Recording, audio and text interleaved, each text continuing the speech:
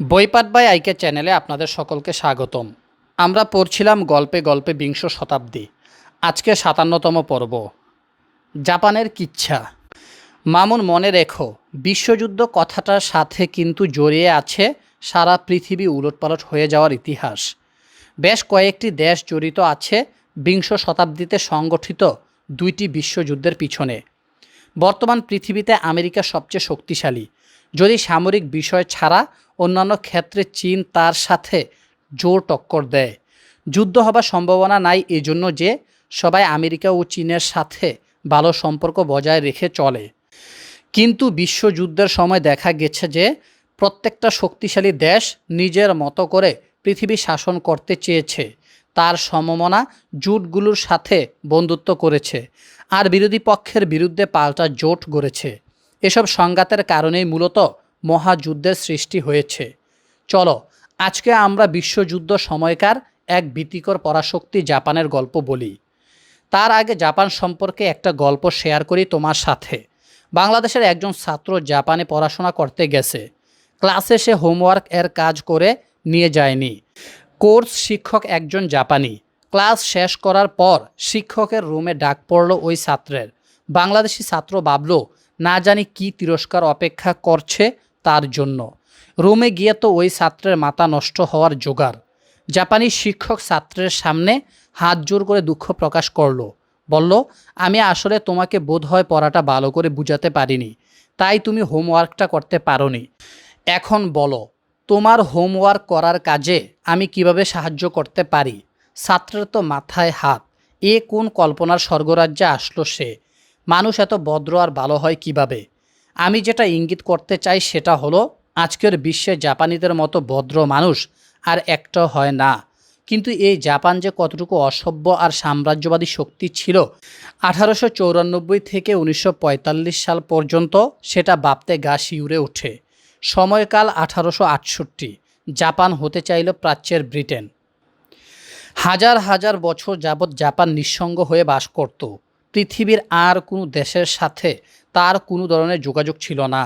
ইউরোপীয় অভিযাত্রীও জাপানে এসে কিছুই করতে পারেনি।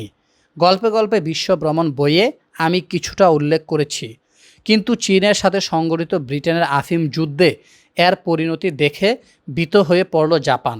1839 থেকে 1842 সালে সংগঠিত প্রথম আফিম যুদ্ধ এবং 1856 থেকে 1860 সাল সংগঠিত দ্বিতীয় আফিম যুদ্ধে চীন অসহায়ভাবে ব্রিটেনের কাছে পরাজিত হয়। জাপান আশঙ্কা করছিল ব্রিটেন বুঝি এইবার তাকেও ধরে ফেলবে, আর ব্রিটেনের সাথে তো কোনোভাবেই পেরে উঠবে না জাপান। তাহলে উপায়? শিমাজু নারিআকিরা নামে একজন জাপানি বুদ্ধিজীবী জাপানি রাজতন্ত্রকে একটা পরামর্শ দিলেন। একটু পরে দেখো কতটুকু দূরদর্শিতা লুকিয়ে আছে। Japan lies to the east of China, as is in such a position as to necessitate immediate step to prepare against meeting the same fate as that which has befallen the Chinese as soon as England achieves its design in China.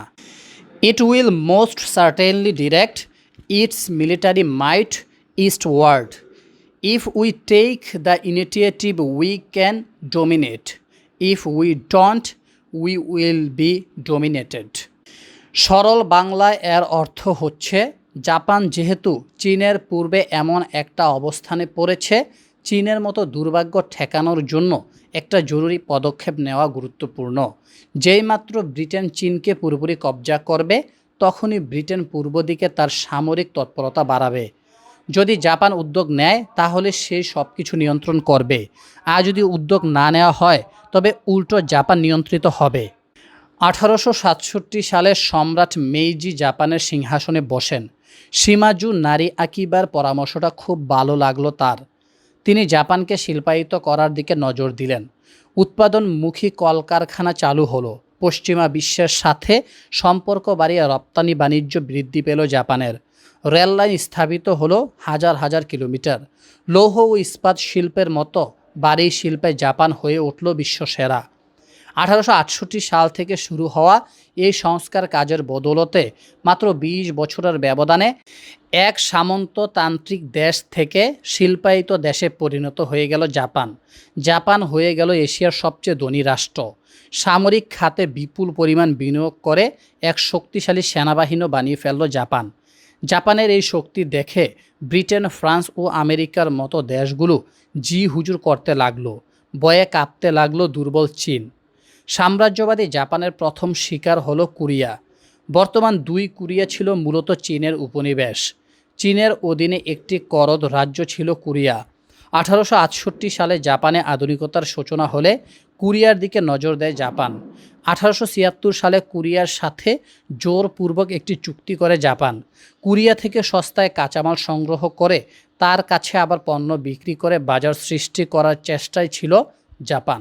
যেহেতু Korea ছিল চীনের উপনিবেশ, Japan কোরিয়াকে ফুসলিয়ে চীনের বিরুদ্ধে যুদ্ধ করার জন্য ইন্ধন দিতে লাগলো। কারণ কোরিয়া স্বাধীন হলে আখেরে লাভ জাপানেরই। কারণ চীন তখন আর নাক গলাতে পারবে না। কোরিয়াতে গড়ে উঠল চীনপন্থী ও জাপানপন্থী ২ দল। চীন কোরিয়াতে সৈন্য পাঠালো তাদের অনুগত সরকারকে ক্ষমতায় রাখতে। ১৮৯৪ সালে কোরিয়াকে কেন্দ্র করে চীন জাপানের মধ্যে পুরোদস্তুর যুদ্ধ শুরু হয়ে গেল। চীনের ৮টি যুদ্ধজাহাজ ডুবিয়ে দিল জাপান।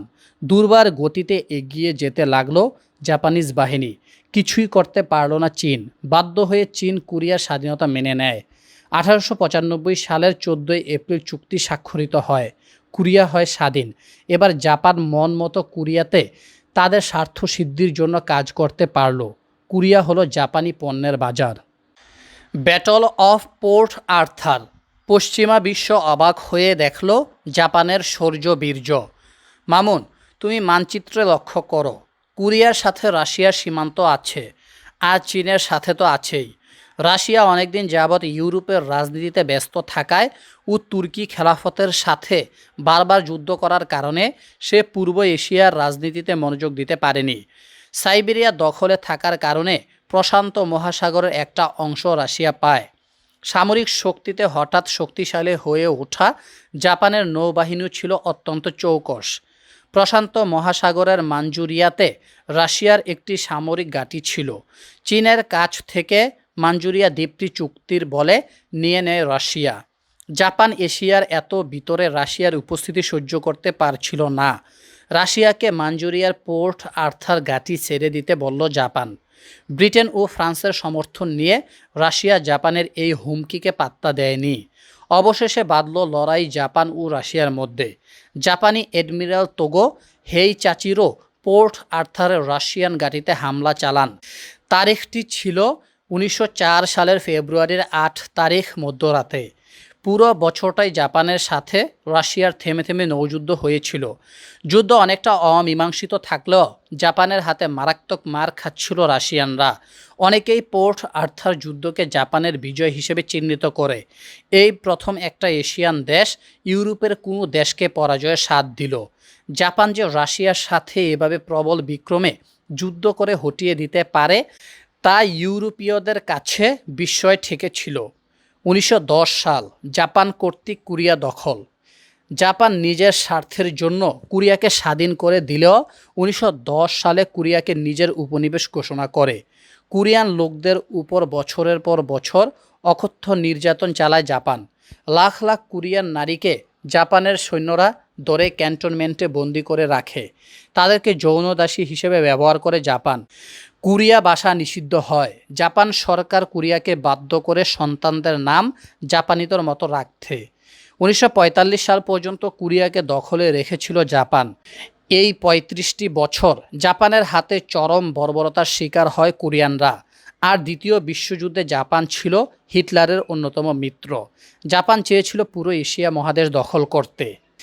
যা হোক, সাম্রাজ্যবাদী জাপানের খেলা সাঙ্গ হয় দ্বিতীয় বিশ্বযুদ্ধে পরাজয়ের মধ্য দিয়ে। আমেরিকা জাপানের বিরুদ্ধে পরমাণু বোমা নিক্ষেপ করে, সেটা তো সবাই জানে। ১৯৪৫ সালের পর থেকে জাপান হয়ে পড়ে বিশ্বের সবচেয়ে শান্তিকামী ও সুসভ্য দেশ। তবে কোরিয়ানরা আজও জাপানিদের বর্বরতার কথা বলতে পারেনি। তুমি অন্তত কোরিয়ান মুভি দেখতে পারো। পর্ব ৯২। ১৯৩১ সাল জাপানের মাস্তানি শুরু।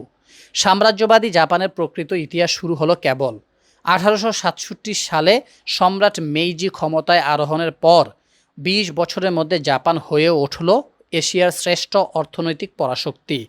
পারলে জাপান ইউরোপ আমেরিকাকেও টেক্কা দিয়ে ফেলবে আর কি। কিন্তু জাপানের সমস্যা দুটো। এক নাম্বার সমস্যা হচ্ছে জাপানের আয়তন অত্যন্ত ছোট। পরাশক্তি হতে গেলে ভৌগোলিক দিক দিয়ে বড়সড় অবস্থান থাকতে হয়। তৎকালীন প্রেক্ষাপটে ব্রিটেনও ছোট দেশ ছিল, কিন্তু ব্রিটেনের ছিল জগৎজোড়া সাম্রাজ্য। বিশ্বব্যাপী ছড়িয়ে ছিটিয়ে থাকা কলোনিগুলো থেকে পণ্যদ্রব্য সংগ্রহ করে ব্রিটেন শিল্প বিপ্লবে নেতৃত্ব দিল। তাই ছোট আয়তন ব্রিটেনের জন্য কোনো সমস্যা হয়নি। কিন্তু জাপানের তো নাই কোনো কলোনি, সে কিভাবে পরাশক্তিদের কাতারে উঠবে? মনে রাখতে হবে সময়টাই ছিল দখলদারিত্বের আর লুণ্ঠনের। জাপানের দ্বিতীয় সমস্যাটা ছিল আরও জটিল। শিল্প উৎপাদনের জন্য জাপানের নেই কোনো কাঁচামাল। লৌহ ও ইস্পাত শিল্প, রাবার ও জ্বালানি তেল দরকার জাপানের। কিন্তু জাপানের মূল ভূখণ্ডে প্রাকৃতিক সম্পদ একেবারে অপ্রতুল। এই দুই সমস্যা থেকে তাহলে কিভাবে মুক্তি পাবে জাপান? পথ একটাই, তা হলো জবরদখল করে আশেপাশের সব দেশগুলো দখল করতে হবে। জাপান ঘোষণা করল এশিয়া ফর দ্য এশিয়ান। জাপানের উদ্দেশ্য ছিল দক্ষিণ ও দক্ষিণ পূর্ব এশিয়া জুড়ে ফ্রান্স, ব্রিটেন ও নেদারল্যান্ড যে সাম্রাজ্যগুলো চালাচ্ছে এগুলোকে যে কোনো মূল্যে কবজা করতে হবে। এসব দেশগুলোকে দখল করার জন্য জাপানিরা নীল নকশা প্রণয়ন করতে লাগলো। 8 সেপ্টেম্বর 1931 সাল চীনের উত্তরাঞ্চলীয় মাঞ্চুরিয়া প্রদেশে জাপানের মালিকানাধীন রেলওয়ে লাইনে ছোটোখাটো একটা বিস্ফোরণ ঘটল। এ ঘটনাকে পুঁজি করে জাপান বলতে লাগলো চীনের বিরুদ্ধে মাঞ্চুরিয়ার জনগণ প্রতিরোধ করতে চায়। এ বিস্ফোরণই তার প্রমাণ। বলা নেই কওয়া নেই, জাপান বিনা বাধায় মাঞ্চুরিয়া দখল করে ফেলল। চিয়াং কাইশেক আর মাও সেতুংয়ের মধ্যকার গৃহযুদ্ধে জেরবার চীনের শক্তি নেই অজেয় জাপানকে বাধা দেয়ার। 1933 সালে জাপান লিগ অব নেশনস থেকে সরে দাঁড়ায় আপন মনে মাস্তানি করার নেশায়। 1936 সালে মঙ্গোলিয়াতে জাপান তার তাবেদার সরকার বসায়। এভাবে মঙ্গোলিয়া, মাঞ্চুরিয়া এবং তৎসংলগ্ন বিশাল এলাকা জাপানের দখলে আসে। জাপান তার নীল নকশা মোতাবেক এগোতে লাগলো। জাপান, জার্মানি ও ইতালির মধ্যে গড়ে ওঠা ঐক্যজোট। জাপানের এই চরিত্রের সাথে খাপে খাপ মিলে যায় ইতালি ও জার্মানির। ইতালি ও জার্মানি দুটি দেশেই গণতন্ত্রের বদলে ফেসিবাদী শাসন গড়ে ওঠে। দুটি দেশই লিগ অব নেশনস থেকে নাম প্রত্যাহার করে নিয়েছে। দুটি দেশে ব্রিটেন, ফ্রান্সের জগৎজোড়া সাম্রাজ্য দেখে হিংসায় জ্বলে পুড়ে মরছে। এই দুটি দেশই অন্যের জায়গা জমি দখল করার জন্য মনে মনে ফন্দি আঁটছে। তাই জাপানের সাথে ইতালি ও জার্মানির মিল না হয়ে যায় কোথায়? জার্মানি ও ইতালি 1936 সাল থেকেই গভীর মৈত্রীর বন্ধনে আবদ্ধ। হিটলার খুব অবাক চোখে জাপানের কাণ্ডকীর্তি দেখছিলেন। কিভাবে জাপানের ভয়ে ব্রিটেন ও ফ্রান্স ভয়ে কাঁপছে সেটা ইউরোপে বসে উপভোগ করছিলেন হিটলার। 1940 সালের মে মাসের 9 তারিখ যখন হিটলার একসাথে ইউরোপের 4 দেশ আক্রমণ করেন তখন জাপান সেটা সমর্থন দিয়েছিল। শুধু তাই নয়, 1940 সালের 22 জুন যখন হিটলারের হাতে ফ্রান্সের পতন হয়, ঠিক সেই সময় জ্বরের বেগে ফ্রান্সের দখলে থাকা ইন্দো চীনের 3 দেশ লাওস, ভিয়েতনাম ও কম্বোডিয়ায় হামলে পড়ে জাপান।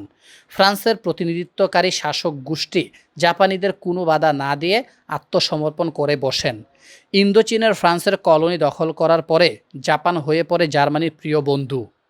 আপনারা শুনছিলেন গল্পে গল্পে বিংশ শতাব্দী। আজকে 57তম পর্ব শেষ হলো। ধন্যবাদ সবাইকে।